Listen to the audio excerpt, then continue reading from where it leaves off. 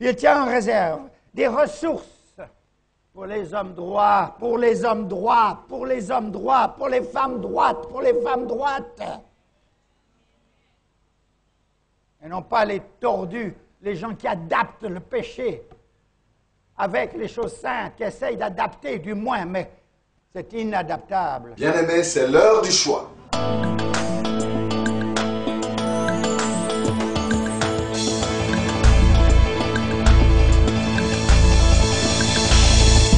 Pied du Seigneur, je t'invite pour écouter la parole éternelle, car c'est l'heure du choix. C'est l'heure du choix. C'est l'heure du choix. C'est l'heure du choix.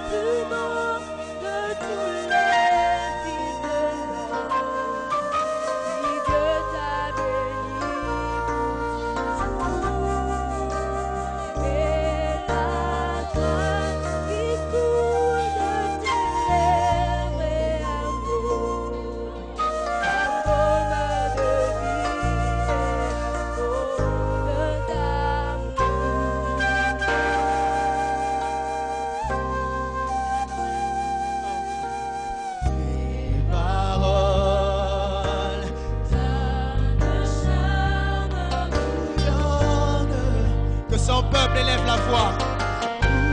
Mon roi, je dis mon œuvre est pour toi. Que ta langue, Que ma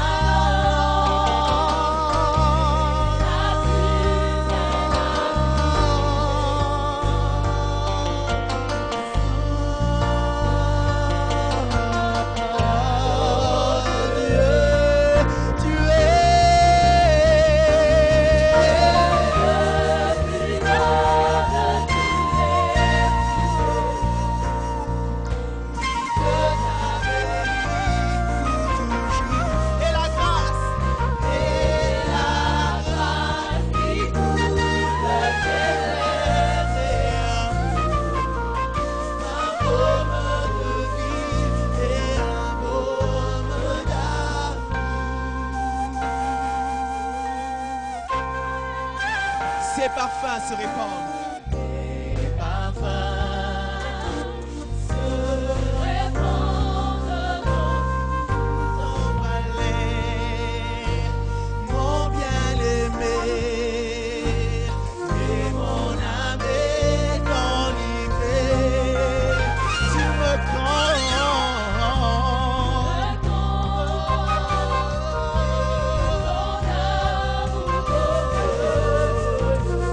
meilleur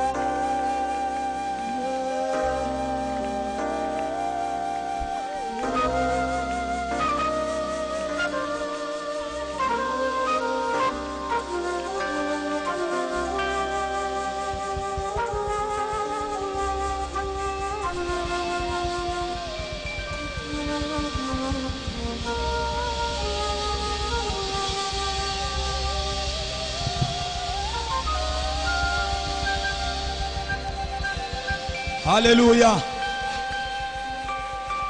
Emmanuel. Emmanuel.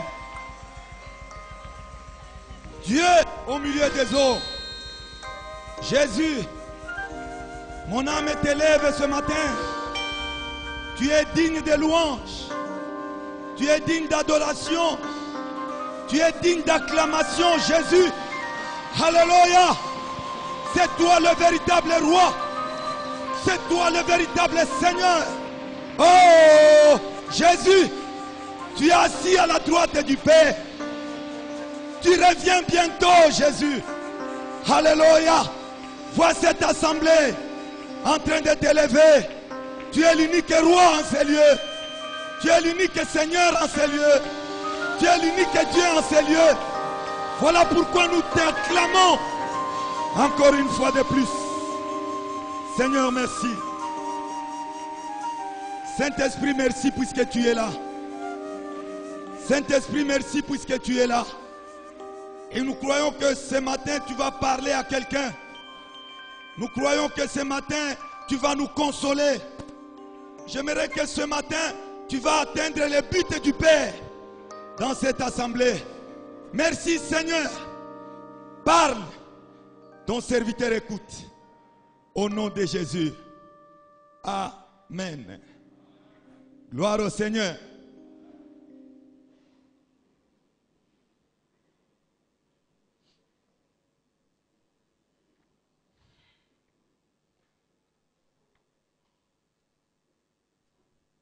Ce matin, c'est vraiment une grande joie pour nous retrouver dans cette assemblée qui nous est chère. Amen, amen. Nous voulons bénir le Seigneur qui nous a fait grâce pour que nous soyons ce matin en train de vous apporter sa parole. Qu'il soit béni. Nous disons aussi merci au pasteur pour nous avoir invités en ces lieux pour que nous puissions apporter la parole de Dieu. Bien-aimés, nous ne commencerons pas ce message sans vous saluer de la part de l'église de Kasumbalesa qui est reconnaissante à cause de tout ce que vous êtes en train de faire spirituellement et matériellement. Acclamons pour le Seigneur.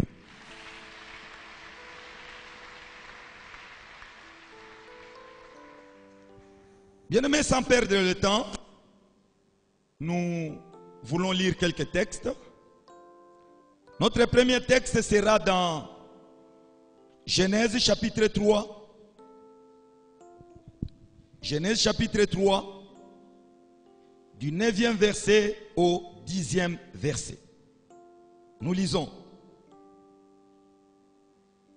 Genèse chapitre 3, du verset 9 au 10e verset. Mais l'Éternel Dieu appela l'homme et lui dit: où es-tu? Il répondit: j'ai entendu ta voix dans le jardin et j'ai eu peur parce que je suis nu et je me suis caché. Le deuxième texte, c'est dans Apocalypse, chapitre 3e. Nous allons lire cette fois-ci le verset 14 jusqu'au verset 21. Nous lisons. Écrit à l'ange de l'église de Laodicée, voici ce que dit l'Amen, le Dieu fidèle et véritable, le commencement de la création des dieux. Je connais tes œuvres, je sais que tu n'es ni froid ni bouillant. Puisses-tu être froid ou bouillant?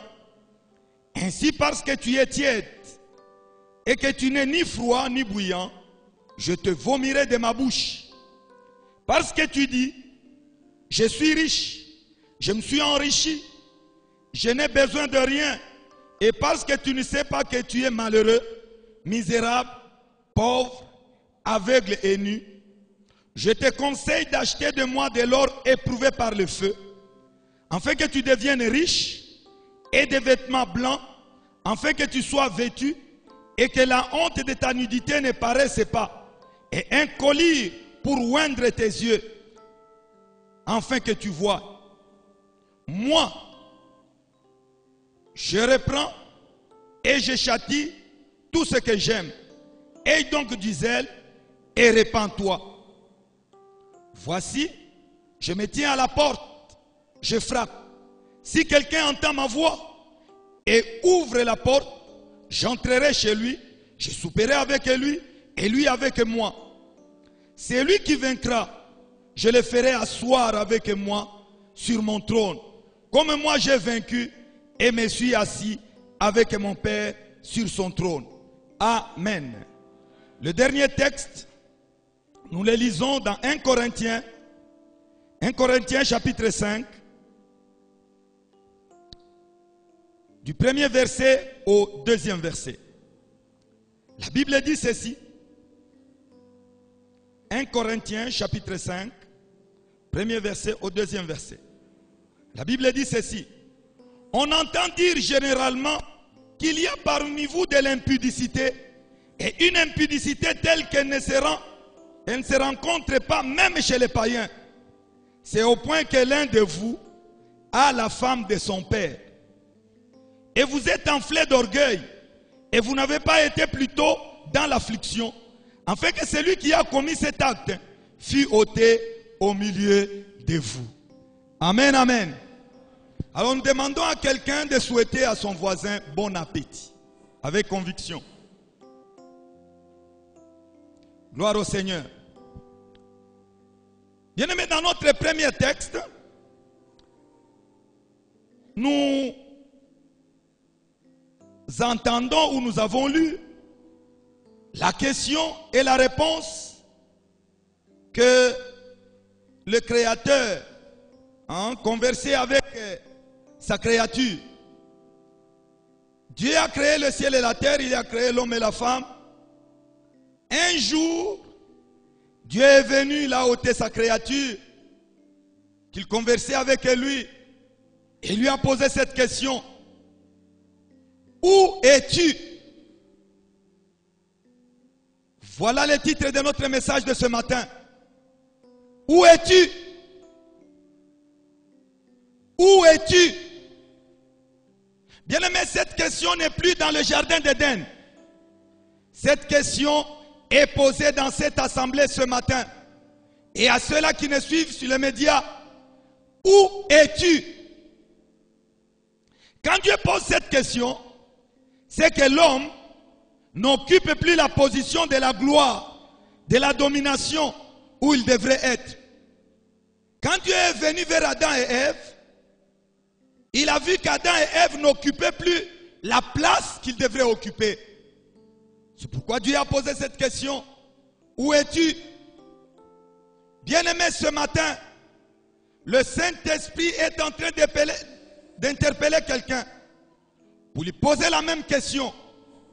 Où es-tu?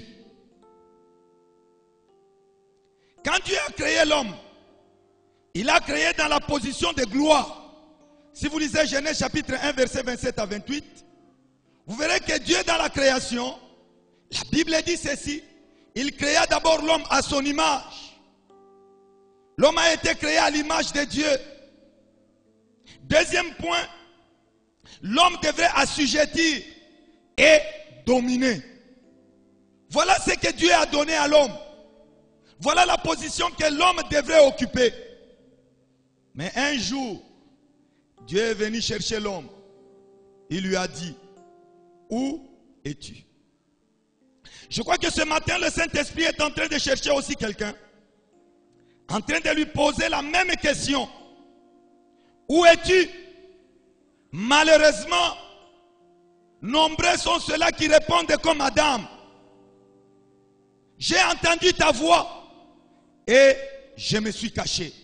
Bien-aimé, nous voulons dire à quelqu'un ce matin, ta place, ce n'est pas dans la cachette. Ta place, c'est dans la présence de Dieu. Bien-aimé, nous voulons dire ce matin dans cette assemblée que le monde actuellement, bien-aimé, il est dans l'ébullition. Le monde bouge, les choses bougent. À gauche, à droite, les choses bougent. Mais malheureusement, même dans l'église, les choses bougent. C'est la confusion. Même au milieu des enfants de Dieu, bien aimé, c'est la confusion. On ne sait plus distinguer les vrais frères du faux frère. Comme dans le monde, on ne connaît plus qui est bon et qui est mauvais. Malheureusement aussi dans l'église, on pose la même question et on voit la confusion. Le Saint-Esprit dit à quelqu'un ce matin, où es-tu? Jésus avait raison, bien-aimé, quand il disait dans la parabole au semeur, dans Matthieu chapitre 13, du verset 25 au verset 30e, on ne va pas lire. Il dit ceci, que le semeur a semé pendant la journée. La nuit, un autre semeur est aussi venu, il a semé aussi la nuit. Alors, quand le jour est venu, c'était la confusion. Il y avait le blé et il y avait l'ivraie dans le même champ. L'ivraie et le blé étaient ensemble. Alors les serviteurs ont dit ceci. Maître, permet qu'on soit en train d'arracher l'ivraie. Mais écoutez la réponse de Jésus, qui est une réponse qui me réjouit ce matin pour quelqu'un. Jésus a dit, laissez croître. Au jour de la moisson, on prendra l'ivraie pour le feu et on prendra le blé pour le grenier. Bien-aimé, Dieu est bon pour quelqu'un. C'est au jour de la moisson que la différence sera faite. Oh, nous bénissons le Seigneur ce matin, puisque ce n'est pas encore le temps de la moisson où le jugement doit être déjà fait. Non. Il y a encore une occasion pour quelqu'un pour rentrer là où Dieu veut te voir. Rentrer là où Dieu veut te voir. Cette question n'est pas posée par rapport à ce que quelqu'un fait dans l'église. Non. Cette question est posée par rapport à la vie que quelqu'un est en train de vivre. Bien-aimés, ne nous trompons pas. Ce n'est pas ce que nous sommes en train de faire dans l'église qui est quelque chose. Non, mais c'est la vie que quelqu'un est en train de mener. Qui dira Amen avec nous? Nous vivons un temps compliqué où on ne sait plus voir le vrai du faux. Même ceux qui s'appellent les grands, bien-aimés, c'est grand au dehors. Quand vous entrez dans l'intérieur, c'est de la pourriture. Qui entend la voix du Saint-Esprit ce matin? Où es-tu? Où es-tu? Où es-tu? Où es-tu? Gloire au Seigneur. Bien-aimé, cette question n'épargne personne dans cette assemblée. Cette question est adressée à tout le monde tel que nous sommes là. Du reste, nous le disons toujours, le fait d'être à l'église, c'est une action de grâce. Gloire au Seigneur, puisqu'aujourd'hui, il a permis que tu entendes aussi cette question. Où es-tu?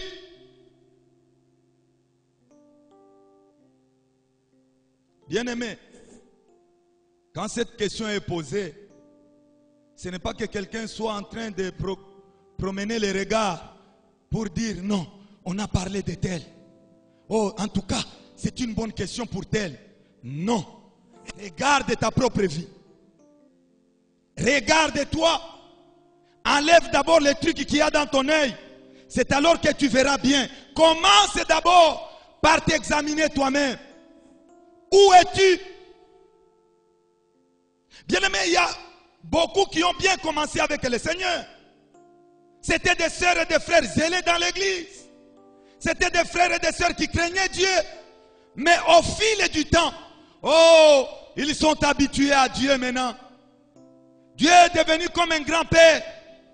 Dieu est devenu comme un ami. Dieu est devenu comme un garçon de course.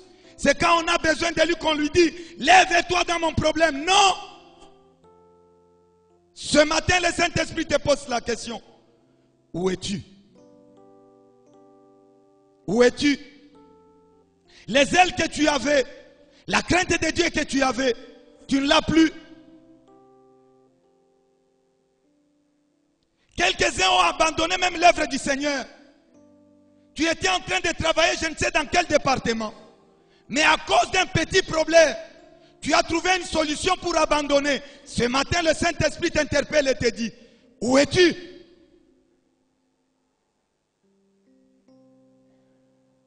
Oh, il y a même d'autres.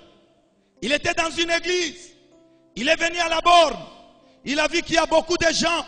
Il s'est dit assurément, c'est le temps pour moi pour croiser les bras. Ce matin, le Saint-Esprit t'interpelle et te dit, où es-tu? Où es-tu? Oh, Église du Seigneur. Au moment où nous parlons, l'Église est pleine de chrétiens caméléons. L'Église, plein de chrétiens caméléons. Un chrétien caméléon, c'est qui? C'est quelqu'un qui prend la couleur de tout endroit où il se trouve. S'il est dans l'église, vous le voyez, c'est un adorateur vraiment. Vous le voyez vraiment, c'est un frère celui-là. Vous le voyez vraiment en train de faire ce qu'on demande à l'église. Mais demandez à ces frères-là, là où il reste, païen. Ce matin, le Saint-Esprit te dit, où es-tu? Où es-tu ce matin? Bien-aimé, non seulement qu'il y a des chrétiens qui sont caméléons, malheureusement, il y a aussi des serviteurs qui sont aussi des Naaman. Ah, est-ce qu'il y a quelqu'un qui connaît Naaman ici? Ce Syrien-là, qui était un grand général, et on dit de lui qu'il remportait beaucoup de victoires. C'était quelqu'un que tout le monde était en train de craindre.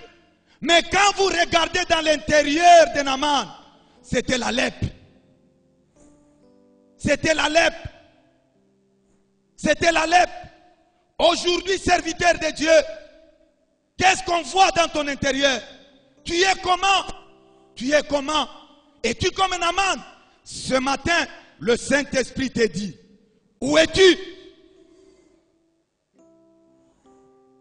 Où es-tu?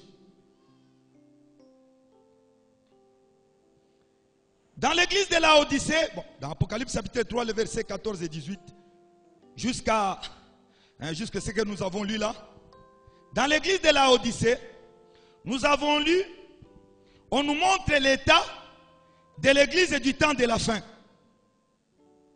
Alors dans cette église-là, il y a deux points que nous avons relevés. Premier point, c'est que dans cette église, il y avait la confusion. Dans l'église de la Odyssée, premier point, il y avait la confusion. Le monde était dans cette église-là. Et l'église était dans le monde. Ces gens-là n'étaient ni chauds, ni froids. Ils étaient tièdes. Écoutez, bien-aimés, ce matin. Les tièdes seront vomis. Est-ce que quelqu'un nous a entendu là? Les tièdes seront vomis. Tu n'as pas de position. L'église de la Odyssée, pas de position. Tantôt de Dieu, tantôt du monde. Cette position-là n'est pas correcte. Où es-tu? Deuxième point qu'on a relevé, c'est que dans l'église de la Odyssée, il se disait connaître beaucoup. Il se disait que c'était des gens qui connaissaient beaucoup. Mais laisse-moi dire à quelqu'un ce matin, bien-aimé, la véritable connaissance de Dieu, ce n'est pas la récitation des versets bibliques. La véritable connaissance de Dieu, c'est la vie de la parole de Dieu. Est-ce que quelqu'un nous entend là-bas? Tu récites bien les versets, c'est une bonne chose. Tu parles beaucoup de Genèse à Apocalypse, c'est bien. Mais quelle est la vie que tu mènes? Ce matin, le Saint-Esprit te dit, où es-tu? Bien-aimés, nous venons chaque dimanche ici. Nos voisins là où nous restons le savent. Nos familles, ils savent que nous venons à l'église. Tout le monde le sait. Mais malheureusement, quelle est la vie que tu mènes? Deux fois, quand tu te lèves pour venir à l'église, qui est une bonne chose. Venir à l'église, c'est la meilleure des choses qu'un chrétien peut faire. Mais quand tu viens là, à cause de ta vie, on commence à se moquer. Il commence à aller. Attendons seulement à son retour, ce qu'il va commencer à faire. Où es-tu? Où es-tu? Où es-tu ce matin? La jeunesse de l'église est celle du monde dans la confusion.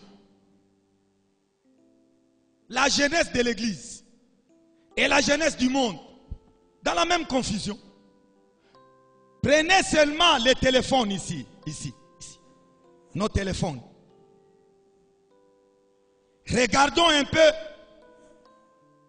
les numéros de contact. Vous allez voir dans certains téléphones, Kaka, CC, Dodo, Sisi. Ces gens-là que tu caches les noms, c'est qui? C'est qui? Du reste, bien aimé, moi souvent, quand quelqu'un, on l'appelle comme ça, il fuit le groupe avec son téléphone. Je le regarde souvent, je dis, il y a quelque chose qui ne va pas. Alors le monde a des abréviations. Le monde dans leur téléphone, ils ont des histoires que nous ne pouvons pas parler du haut de cette chair. Mais dans les téléphones de ceux qui viennent, la même chose. Ce matin, le Seigneur te dit, où es-tu? L'habillement, n'en parlons pas. Aujourd'hui, c'est compliqué. Quand on regarde une sœur, on regarde un frère, la mode qu'il a sur son corps, c'est la mode du monde. Et on prêche, on parle. Comme une maman pouvait me dire un jour, après la prédication comme celle-ci, elle passe devant moi, elle dit quoi?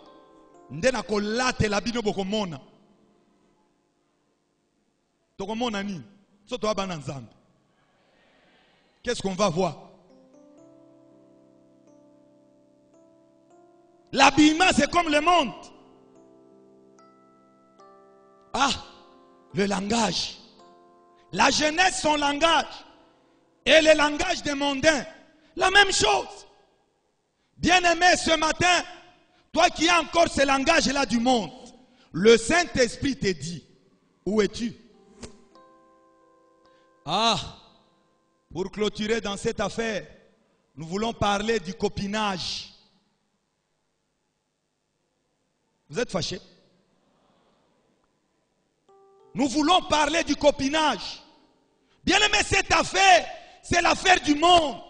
Mais malheureusement, pendant ces temps de confusion, même dans l'église, quelqu'un a des copains et des copines dans l'église. Chose bizarre, même dans le département. Ah bon? Ah bon? Ah bon? Le Saint-Esprit te dit ce matin, où es-tu? Où es-tu? Bien aimé, ces choses, on devrait les trouver dans le monde. Maintenant, ces choses sont venues dans l'église de Dieu. Oh, gloire soit rendue au Saint-Esprit ce matin, qui dit à quelqu'un, où es-tu?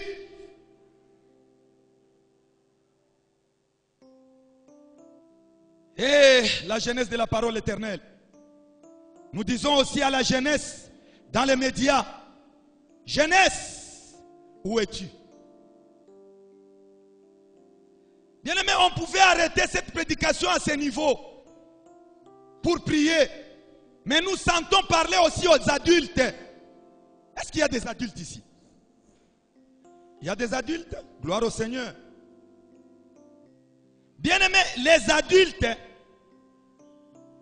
qui devraient être l'exemple de la jeunesse, là où la jeunesse devrait puiser, malheureusement, les adultes sont dans la même confusion que la jeunesse. Hey, 1 Corinthiens 5 nous dit ceci. On entend dire généralement qu'il y a parmi vous de l'impudicité et une impudicité telle qui ne se rencontre pas chez les païens. Bien-aimé, cette parole, Paul ne l'a pas dite dans la rue, non. C'était dans l'église de Corinthe. Est-ce que quelqu'un nous entend là? Ce n'était pas au marché, c'était dans l'église. Où Paul a dit, on rencontre l'impudicité. Comme même chez les païens, on ne rencontre pas ça. Bien-aimé, je crois que même le diable, là où il est assis, il y a certaines impudicités qui se commettent. Il dit en tout cas au jour de Dieu, je dirais que Natinda qui est jusqu'à un niveau yoté. Naboyi. Ashikumutume kufikia muyatua. Ye mwenyewe. Impudicité dans l'église. Plus que dans le monde. Mais c'est grave. Hey, le Saint-Esprit dit à quelqu'un ce matin, où es-tu? Où es-tu? Où on voit de grandes personnes dans l'église en train de se chamailler de petites filles dans l'église. Où on voit des filles dans l'église en train de se chamailler de papas dans l'église. Non, non, non, non. Ce matin, le Saint-Esprit te dit, où es-tu?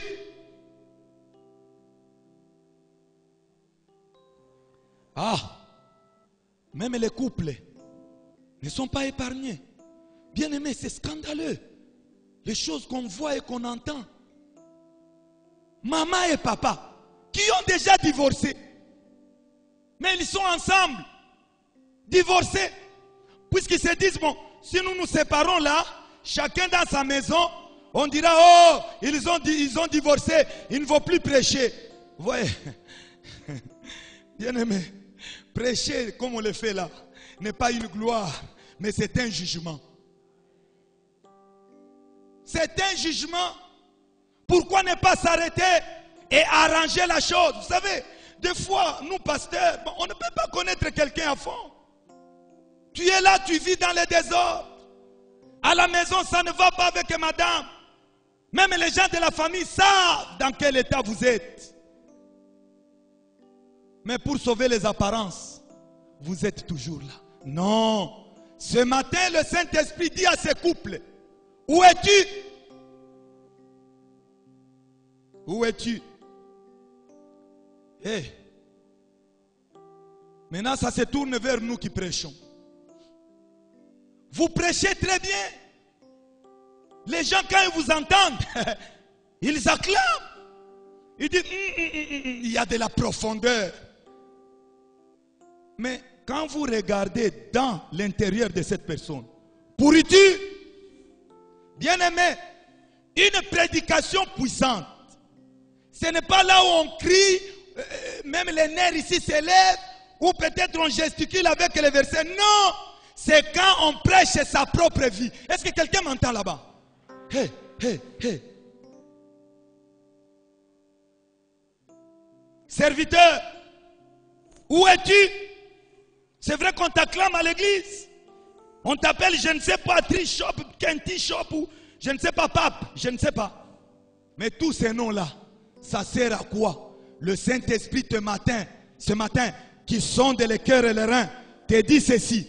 Où es-tu? Où es-tu? Avant, tout le monde te prenait pour modèle. Mais aujourd'hui, tu es comme Naaman. Après avoir prêché, les gens acclamaient. Quand tu rentres là seul, tu te vois lépreux. Tu te vois lépreux.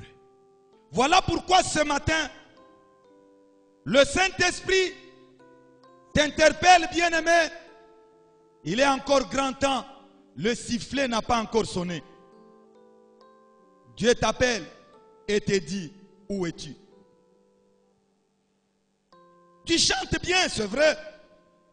Quand tu chantes, les gens ont même la chair de poule. C'est une bonne chose. Dieu est dans la joie. Mais ta vie, elle est comment? ta vie, elle est comment? Ce matin, le Saint-Esprit te dit, où es-tu? Où es-tu? Où es-tu? Il y a même des gens qui ont reculé par rapport à la foi à cause de ta vie. Ils se disent, mais si cet homme, c'est lui qui fait ça, ça ne sert à rien. C'est que les gens sont en train de comparer leur vie à ta vie. Ils se disent, bon, à quoi bon? Si lui aussi fait ça, pourquoi ne pas faire ça? Bien aimé, c'est très dangereux de passer devant les gens quand on n'a pas encore arrangé sa vie. C'est compliqué. Quand on dit à quelqu'un, tu es tel maintenant dans l'église, oh, il acclame. Même quand ta vie n'est pas encore correcte, mais tu t'attires seulement le jugement. Pourquoi ne pas dire non, papa, attendez un peu. On ne dit jamais ça. On croit que servir à l'église ou prêcher comme on est là, c'est la gloire. Bien aimé, c'est très dangereux. Le jour de la moisson viendra, quand on va prendre le blé pour le mettre dans le grenier, livré pour le feu. Alors nous sommes en train d'exhorter quelqu'un ce matin. Nous sommes en train de supplier quelqu'un ce matin pour lui dire ceci. Voici le moment. Bien-aimés, ne soyons pas comme Adam. Adam, on lui a posé cette question. On lui a dit, Adam, où es-tu? Au lieu qu'Adam commence à regarder sa vie, il dit non, non. D'abord, je me suis caché. Si vous continuez avec la lecture, il commence à pointer la femme. Il dit, c'est la femme qui m'a amené la chose. Qu'il n'en soit pas ainsi le matin. Le problème de ta vie te concerne. Peut-être que tu as déjà vu des choses qui ne sont pas correctes. Ce matin, laisse de jeter les regards là-bas. Tourne les regards à la croix. Frappe-toi de la poitrine. Et commence à pleurer. Puisque le Seigneur te dit, où es-tu? Nous nous levons là où nous sommes.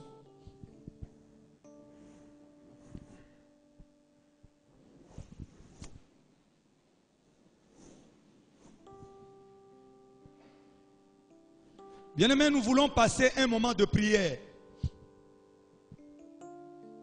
Nous voulons appeler notre Dieu.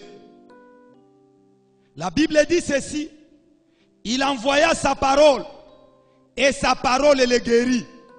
Bien-aimés, cette parole est venue ce matin pour guérir quelqu'un. Voilà pourquoi nous voulons demander à toute l'église de prier. Parce que si nous commençons à faire l'appel, selon ce que nous avons dit, nous risquons de nous retrouver avec certaines personnes à cause de la honte. Ne pas s'élever. Alors nous nous levons devant Dieu, bien-aimés. La première personne qui s'élève, c'est moi-même. Je suis aussi debout. Pour que nous puissions prier. Quelqu'un va prier. Tu dois rentrer dans la position de la gloire. Tu dois être cet instrument sur lequel Dieu compte.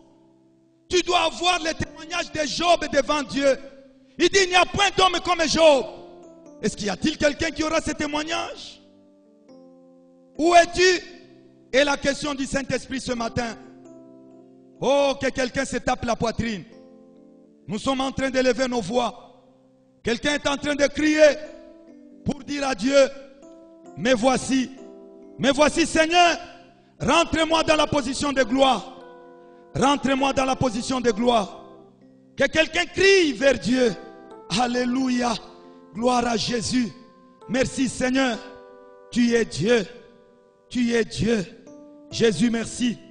Tu as accompli des choses qui étonnent. Gloire en ton nom, Jésus. Merci Seigneur. Merci Jésus.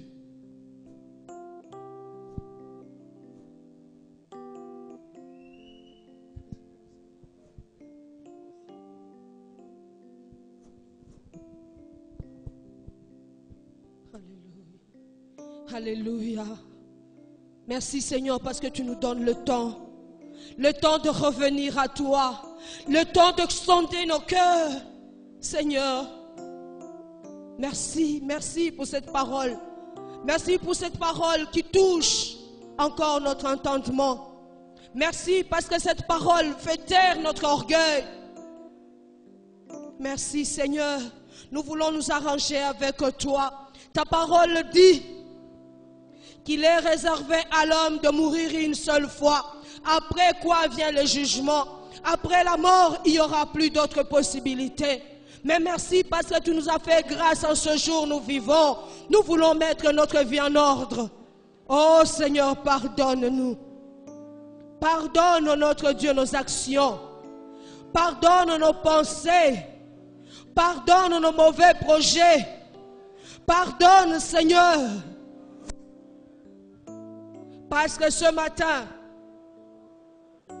tu arranges encore cet arbre. Et tu dis peut-être l'année prochaine donnera encore du fruit. Tu nous donnes encore une occasion de mettre notre vie en règle. Merci mon Seigneur et mon Dieu. Merci pour ce que tu fais. Merci pour cette âme qui est revenue à toi. Et il y a de la joie dans le royaume des cieux. De ce qu'une âme est revenue à toi. Seigneur, tu es mort pour nous. Tu n'as pas versé ton sang en vain. C'est pour que nous puissions, alléluia, que nous puissions hériter aussi du royaume des cieux. Aie pitié de nous, Jésus. Aie pitié de nous, Seigneur. Aie pitié de nous, mon roi. Aie pitié de nous, Jéhovah. Les choses ne vont pas, c'est parce que nous sommes dans le péché. Lave-nous ce matin. Lave-nous, Adonai. Lave-nous, Jésus. La maladie ne part pas. C'est à cause de cette tâche de péché. Nama, la lèpre, c'est le symbole du péché. Seigneur, pardonne-nous. Nous voulons en sortant de cette salle que nous soyons purifiés et que nous soyons plus blancs que neige. Parce que tu nous as dit, venons et plaidons. Si vos péchés sont même rouges comme le cramoisi, je le rendrai plus blanc que neige. Seigneur, c'est encore possible ce matin. C'est encore possible que tu puisses nous laver. C'est encore possible que tu puisses nous purifier. C'est encore possible, Jéhovah. C'est encore possible. À tes pieds, nous nous tenons pour te demander pardon. Pardon, Seigneur. Pardonne notre pays. Pardonne notre église. Où règne la confusion. Où règne la confusion. Où règne la confusion. La crainte de ton nom. Des messages puissants. Des adorations puissantes. Mais aussi les péchés. Quelle confusion. Seigneur, lave cette église. Nos prédications sont en continu sur notre site web qui est www.labornelouchi.net. Vous pouvez aussi nous écrire aux adresses électroniques suivantes: lepasteur@labornelouchi.net, guillamani@gmail.com. Pour toutes vos requêtes, écrivez-nous à l'adresse électronique suivante: requêtes@labornelouchi.net. Et si vous désirez nous contacter, appelez-nous au numéro suivant: 099 99 56 891.